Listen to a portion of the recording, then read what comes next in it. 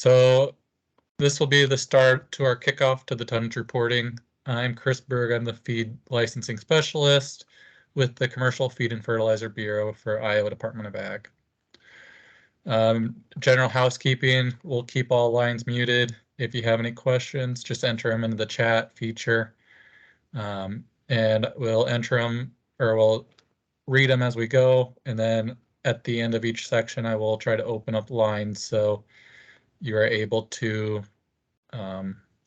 ask those questions if they're too long to type up. So now that you can see some faces with a name, Alan Keller, he's our bureau chief. Bill Gamble is our grant administrator. I'm Chris in the middle. Lloyd is our fertilizer administrator, and April Good is our administrator assistant. Objectives for today is some tonnage reminders. We've gone through in depth a couple times now on these webinars, so I'm not going to go full in depth. I will talk about some of the frequently asked questions that we get, both generally relating to tonnage and then the portal questions. And then at the end, we'll give some information regarding the VFDs. So some of the general tonnage and inspection fee information to start off with is tonnage. I'm sure you've seen this before. Tonnage is based on the commodity. So it's the quantity of a commercial feeder and ingredient is based upon the distribution by the first to sell or distribute in or into the state. So it is the quantity or the count of the tons.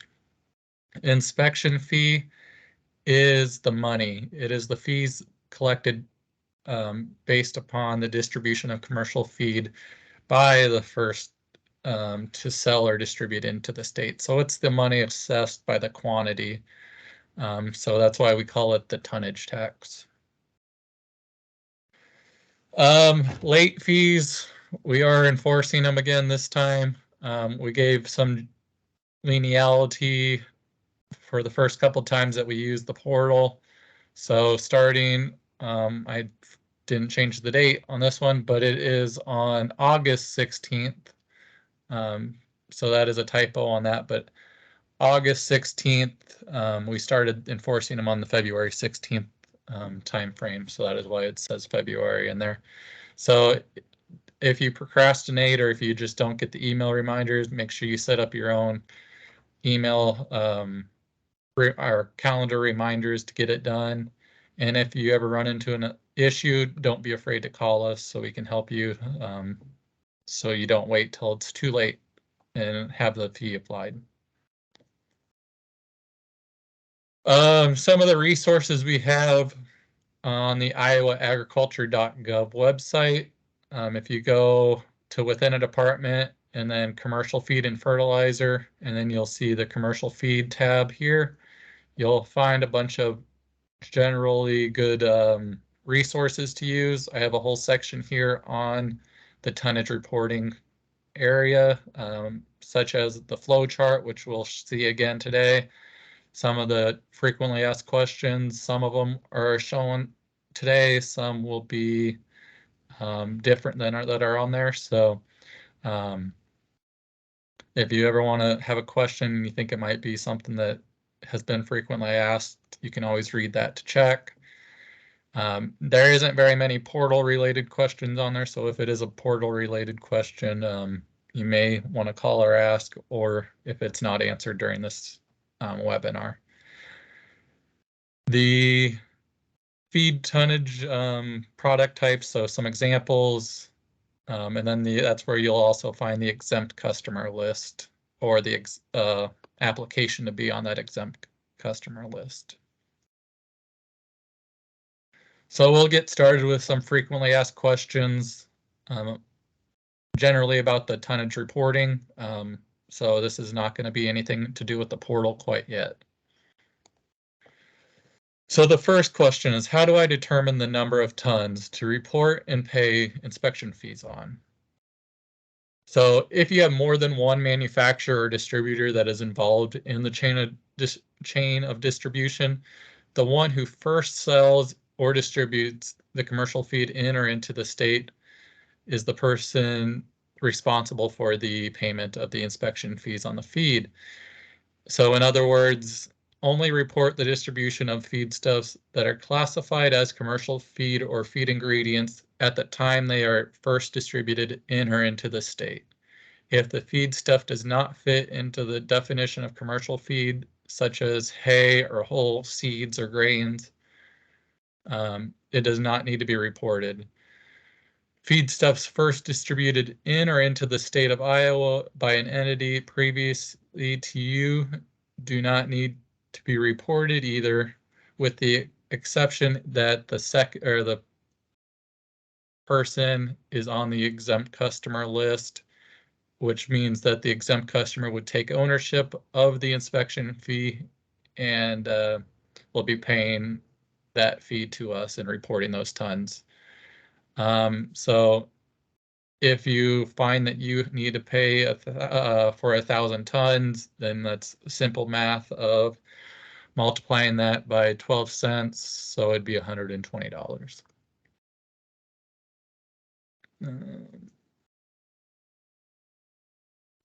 So how do I know if I'm responsible for the tonnage reporting and inspection fee on the commercial feed?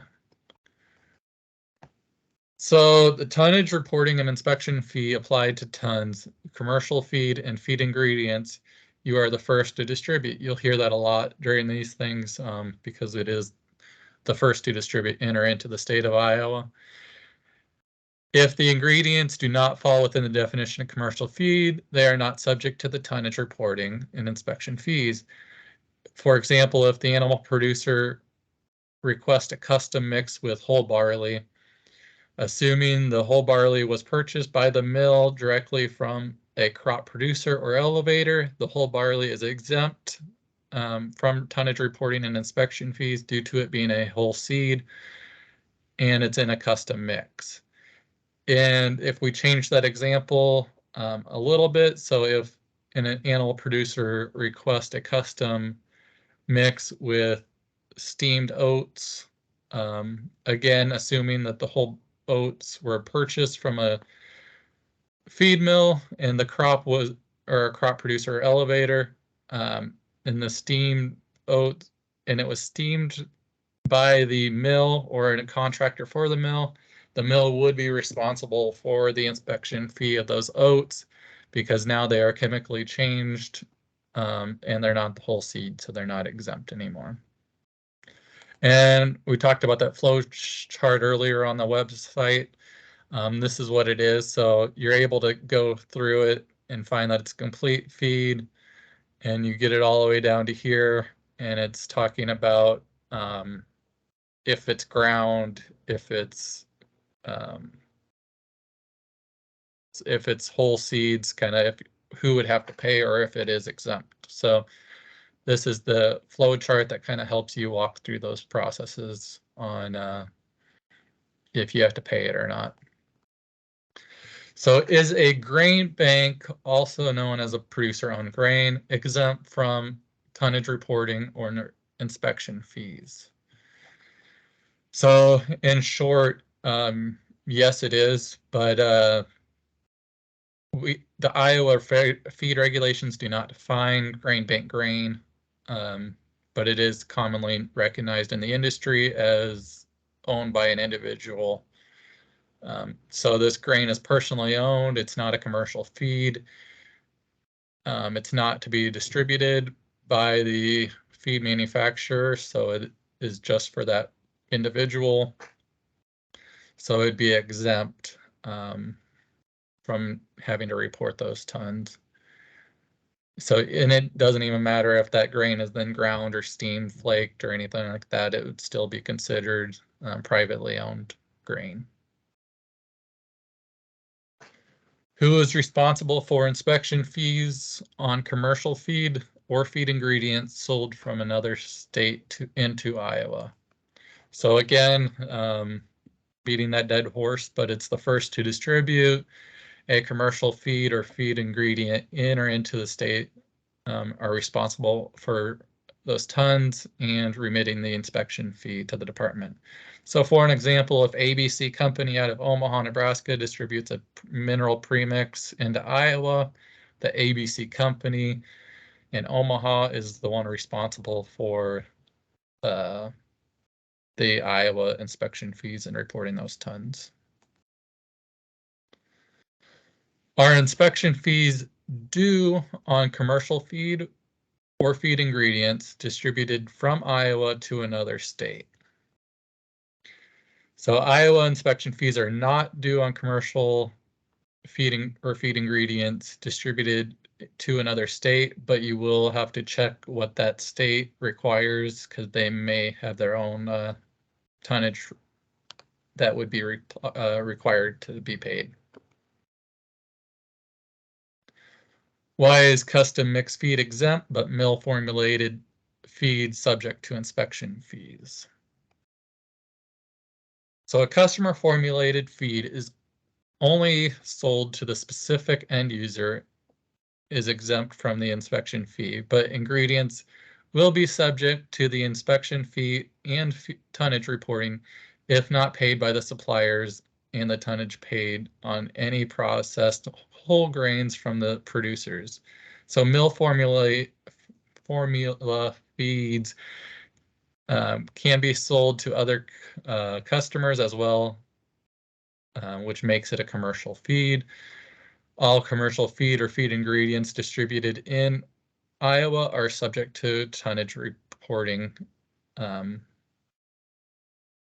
The only ones that would be exempt are the whole grains that are mixed in the custom formulated feeds, but the ingredients of those custom formulated feeds would be subject to tonnage reporting and inspection fees.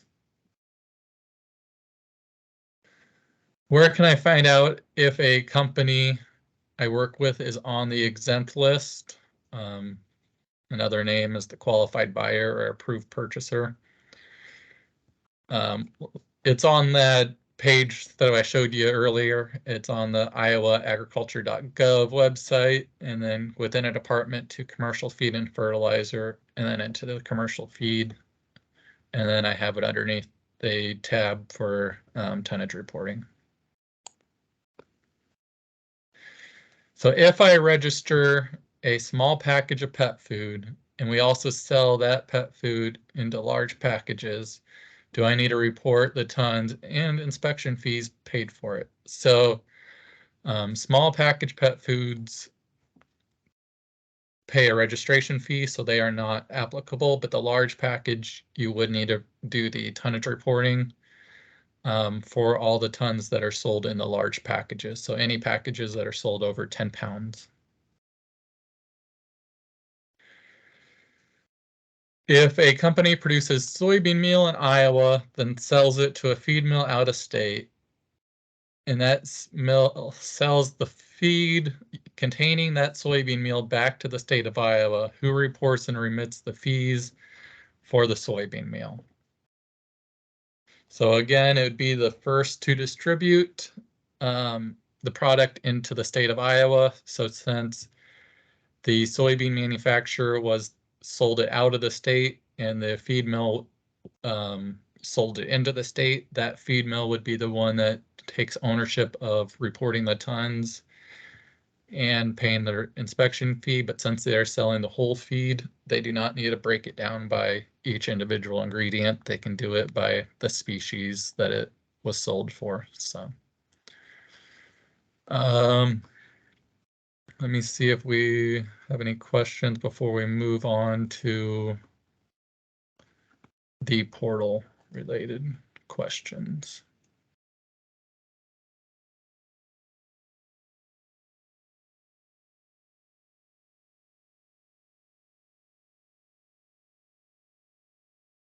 I got a couple questions about the recording. It will be recorded and uploaded to the Iowa Department of Ag YouTube links, and then I will send that link out to everybody that got the link for this webinar. and you will also be seeing it on that Iowa Agriculture, and then finding it on the commercial feed page. So that link will also be sitting there too. I don't normally send out the slides, but I can since it has a lot of good information about frequently asked questions. So, or I can PDF these slides and upload it onto the web page, and that might be the easier option. So I might PDF these slides and upload them onto the commercial feed page.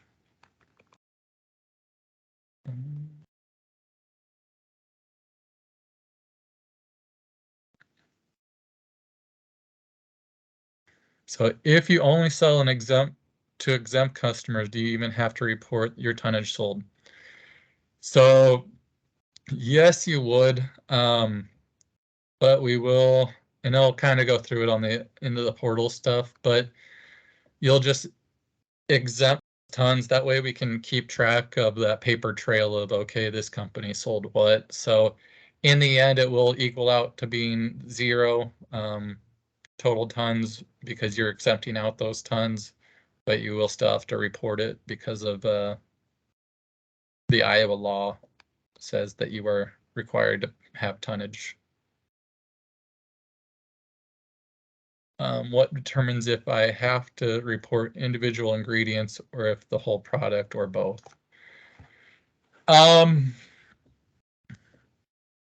If you are selling into the state and that is the first thing that you are selling is the whole product, then you would just have to list the whole product.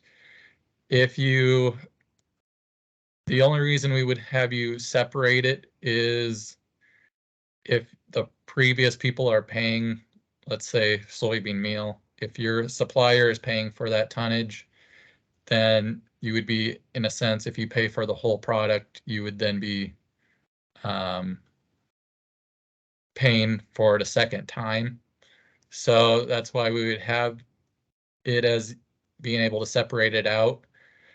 The other way, if that scenario happens and you know that somebody's paying, if you want to report your whole product and then you say, okay, soybean meal, they're paying for it, you can exempt that customer tons for soybean meal. So then those tons of soybean meal would be exempted out of your total products. I know that gets a little bit confusing, but if you are working on it and you need some help with that, don't be afraid to call us. We can help you kind of understand that a little bit more too. Soy hulls are exempt products in Iowa, correct? No, they would not be exempt. I don't believe for any reason they would be. It would be the whole soybean would be just because it is a whole grain, but I've never heard of the hulls being exempt.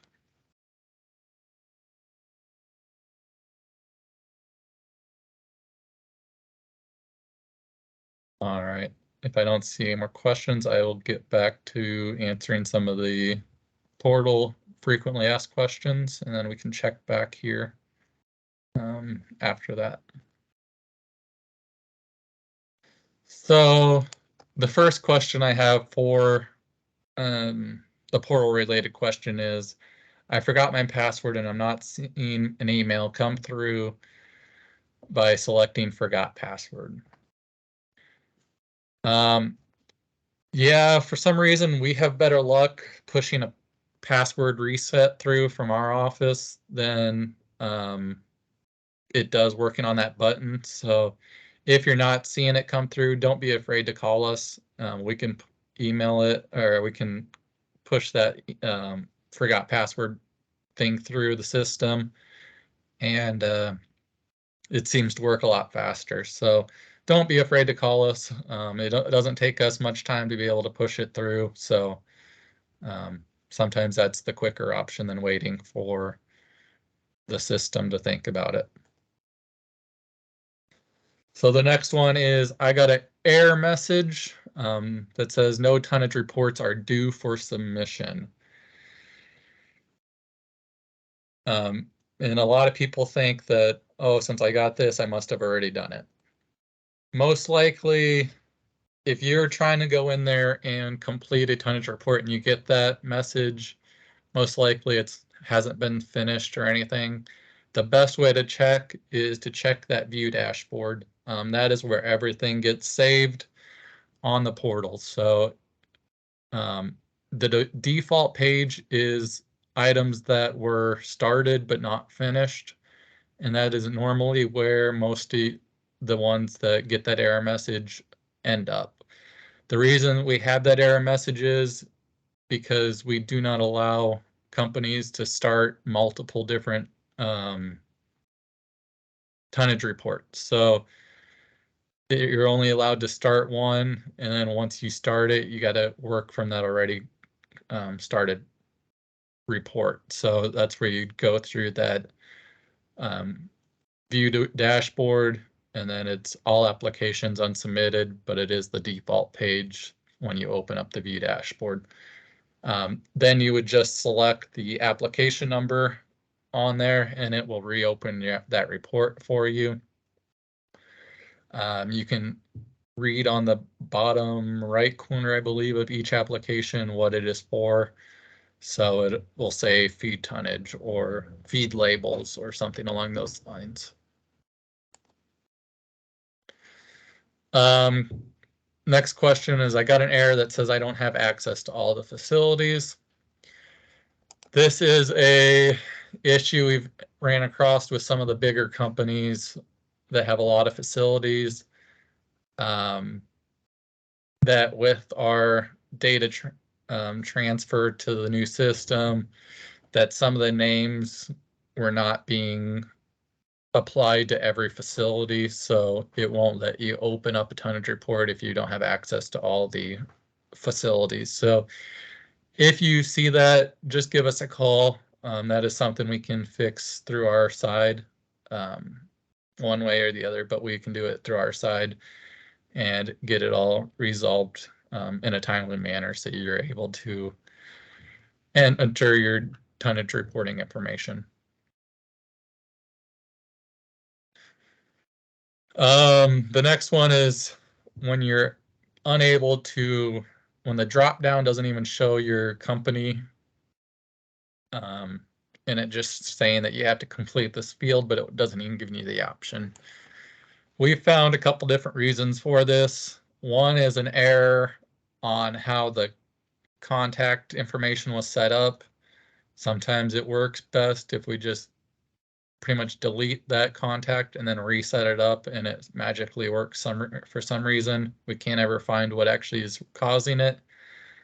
The second reason is the company name may not be set up in the system to require tonnage reporting. So either way, just give us a call. We can help you get that problem resolved. And April and I both have a pretty good understanding of getting these questions resolved for you. We're get a question about having an issue exempting tons with the company. So this could be a database issue, or it could be a issue that the company is not actually on our exempt customer list.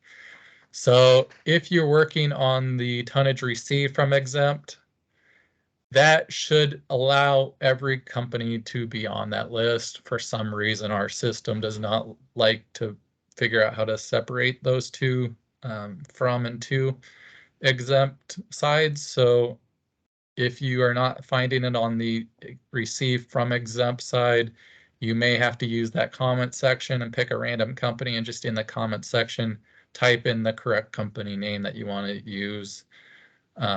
The math will still work out in the background, but it'll just, that comment will tell us who it actually was for if and when we ever audit the tonnage reports. The tonnage sold to exempt, those companies are the ones that have to apply to be on that exempt list. So those are the ones that would be the second company taking ownership of it that want to pay the tonnage reporting. So those, you will only have the options. And if you are sure that there is one, I've ran into this scenario where, and it shouldn't happen this time, but if they didn't renew their license in time, it will not pop up because it's saying that they have a suspended license, so they won't give you that option. But any other company, they should show up if it's on the exempt company list. The system won't let me pay because it tells me I didn't complete all the information. So this is pretty common if you have more than one facility. Right at the bottom of the tonnage reporting, there's looks like another folder. Each folder would be for a different facility. So each one of those folders would need some kind of action to be done or entered into it. So if you do enter all your information into one facility report, you will still have to go into those other folders and select no sale to be able to move forward. The system won't let me pay because it doesn't accept my number of tons. So your tons would have to be in a positive number. So you will have to put all tons in the total tons distributed. Even if you're exempting those same tons, they would have to be in that total tons distributed. And the reason is because the way the math works out in the system is, so total tons distributed subtracted by your exempt tons equal your net tons, and that net tons has to be a positive number. So or a zero. So that is why you would be getting a negative number. If you put a 0 for total tons distributed, but you're exempting all your tons, you'd be a negative tonnage. So that is why you would get that comment saying you can't pay because your number isn't accepted. Another frequently asked question, I got this email reminder, but I did my tonnage reporting in the first week it opened. So this commonly happens when you start it, you just hit save and exit without moving forward to the pay and submit option to actually get it submitted. So a lot of times you'll go to your view dashboard and you'll see that it's still in the unsubmitted status. That's where you need to make sure you select that save and next button in the top right corner, and then you'll be able to see the pay and submit. We do send, I think there's 4 or 5 emails before it goes into where it would be having a late fee applied. So if you see that email and you did it early on, check that view dashboard. If you're not seeing it and you still are confused by why you got the email, give us a call and we can look into why that would have been checked, or if something in the system did not get unchecked when you submitted it. So that is my last one question for the frequently asked questions section of there. I will try to go back and see if there's any more questions on Teams.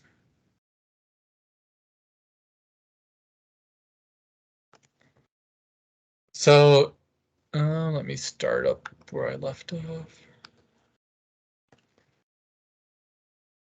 Do you only need to report sales where the customer is in the state of Iowa? If you export to another state, is that also included? So tonnage reported and produced in Iowa and sold to a customer in the state. So if you produce it in the state and you're selling it out of state, you do not need to report the tons. If you are kind of splitting up. We only want the tons that you are distributing into the state. So the ones that you are selling into Iowa or keeping into Iowa, those are the ones we want reported. If you are selling them outside of the state, that is where you would check with the other state to see if you are reporting to them, but we would not require you to pay double on that tonnage if you're going to pay it to another state also. So the portal opens up for renewal or for the tonnage reporting on June 1st. You should be seeing an email from the portal that saying that it is open and you're able to start submitting it. Then again, the tonnage reporting period does go till the end of June.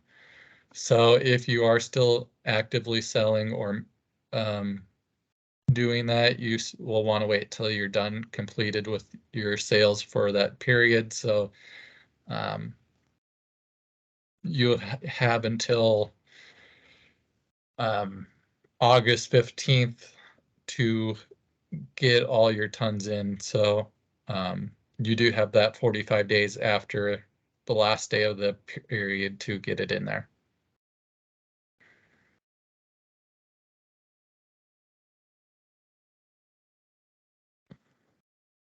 It keeps on jumping on me, sorry. I'm in a new preparing the report. What I do when I receive the report, I check everything that was unconsumable and they're deducted from the total by the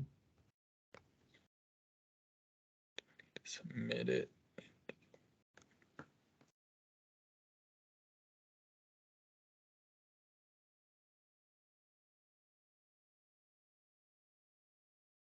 So you would only need to report the tonnage into the portal that you're actually going to be paying on it. So if you're finding that some are non-consumable or those kind of things, you would not need to report those in there.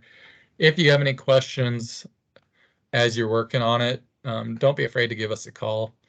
We can help you look on a case-by-case basis on what is needed to be done up for that item.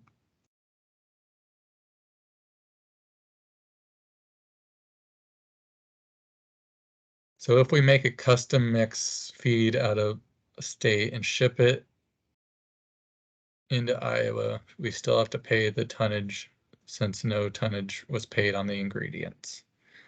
Yes, unless you're using some of the grain bank grains and those kind of things, but we do still require the tonnage on the ingredients that go into the custom feed. It's just the end product that would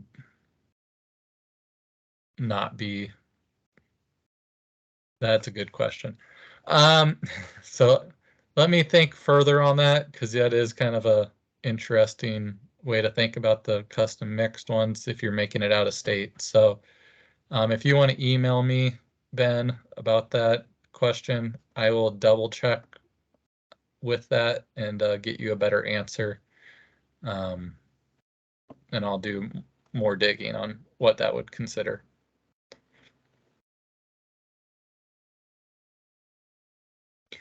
So I got a question about if you forget to report your tonnage by the end of the time period, are you still able to report? Yes, you're always able to report late. You'll just have a $50 late fee or 10% of whatever's greater. So if you're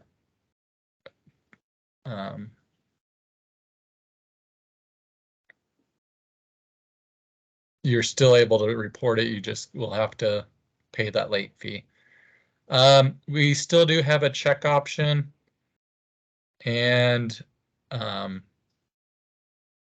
you'll even when you do the submit and pay, you can select pay by or it's a mail-in check, I think is what it's called on there, and it'll give you the address to send it. So don't click through it right away. It does give you our address to mail the check to.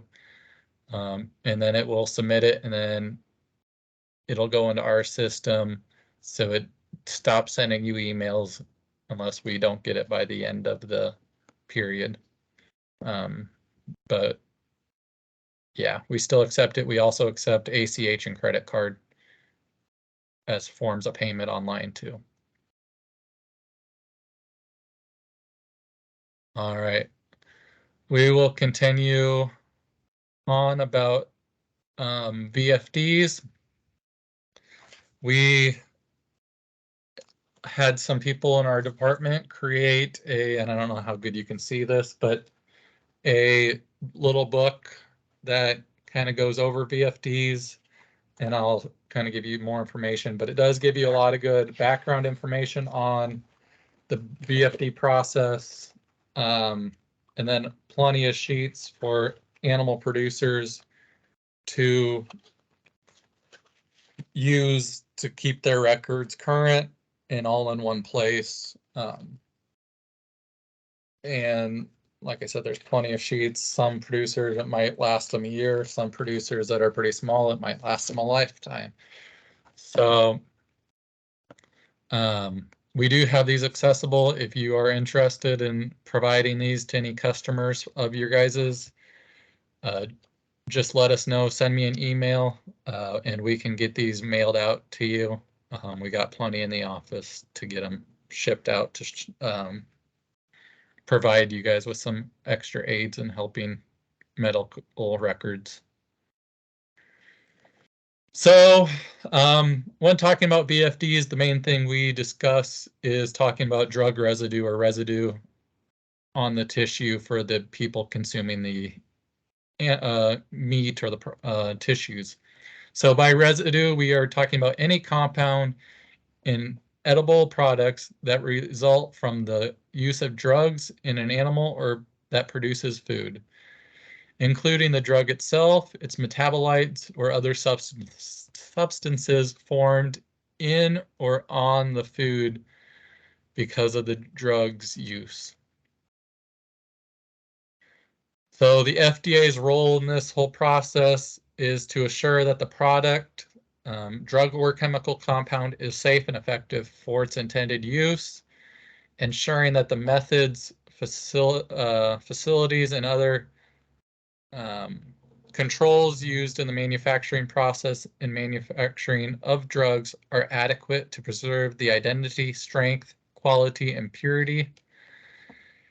The animal drug approval process considers the effectiveness, the target animal safety, the effect or environmental safety, chemistry, manufacturing and controls, human food safety, and user safety.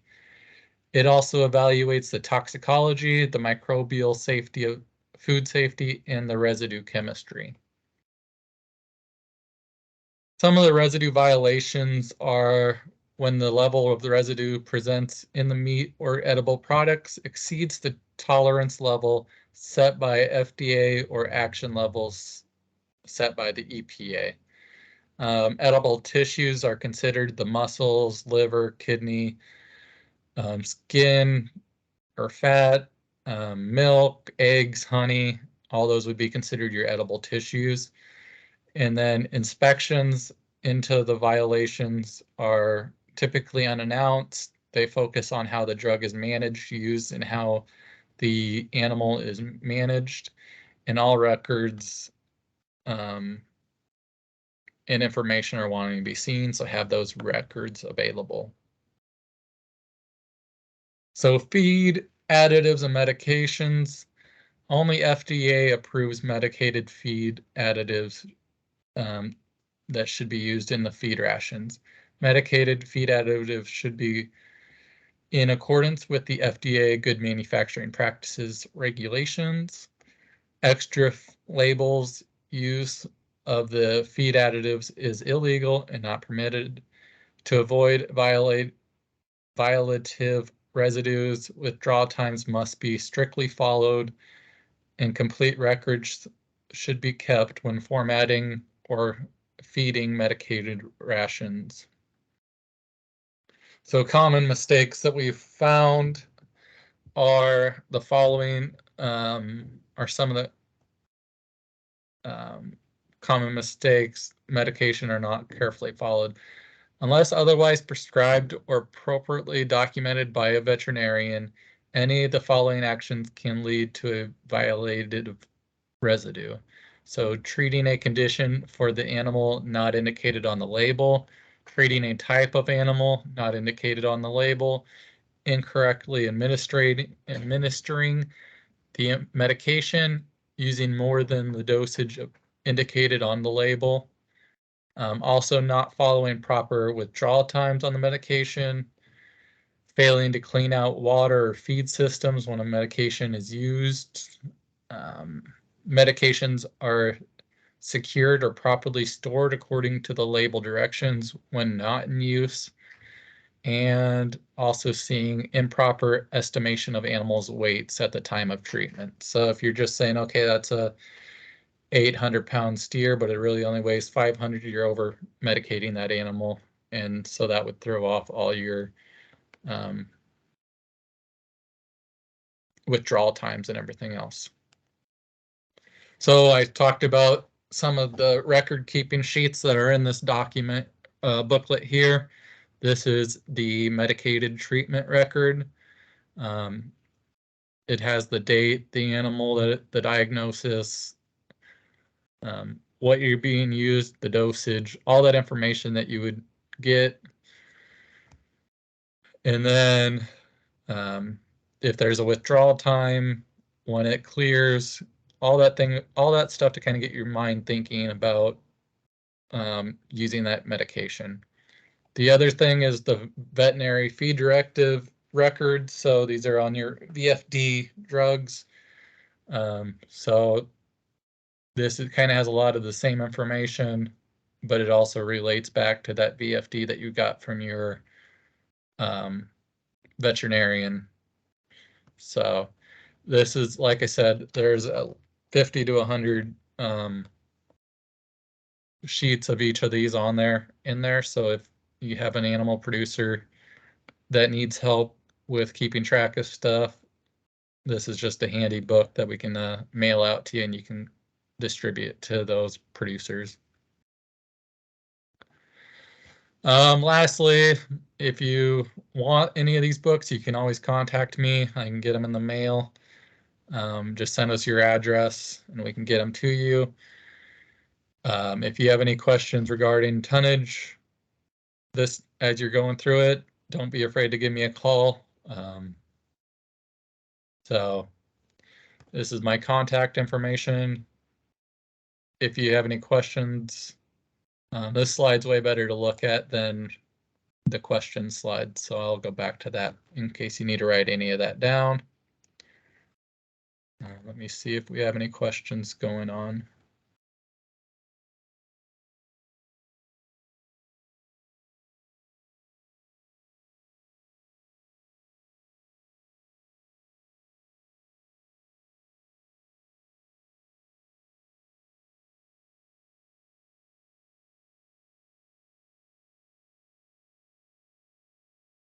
Oh, let me see.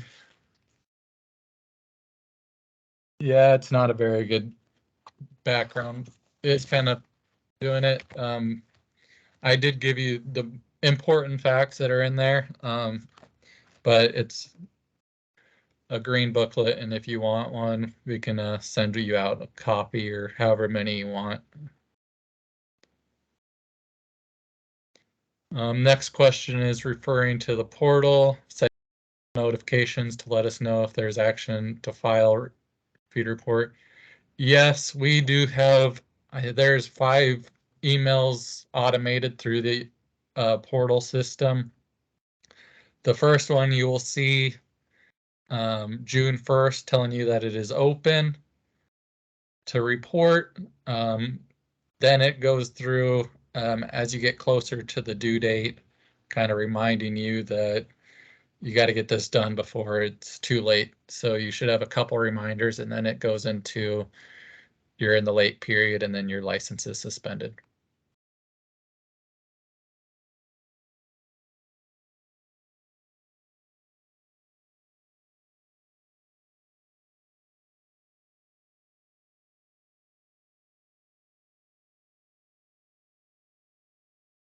All right, so if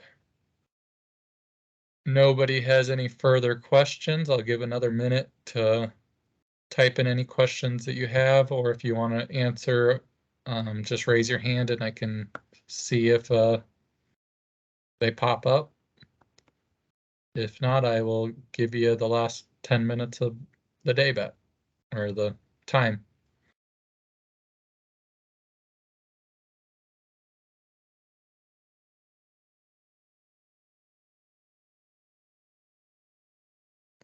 All right, well, thank you for having me talk, and if you have any questions throughout this time period, let me know, and we will be more than willing to help you guys.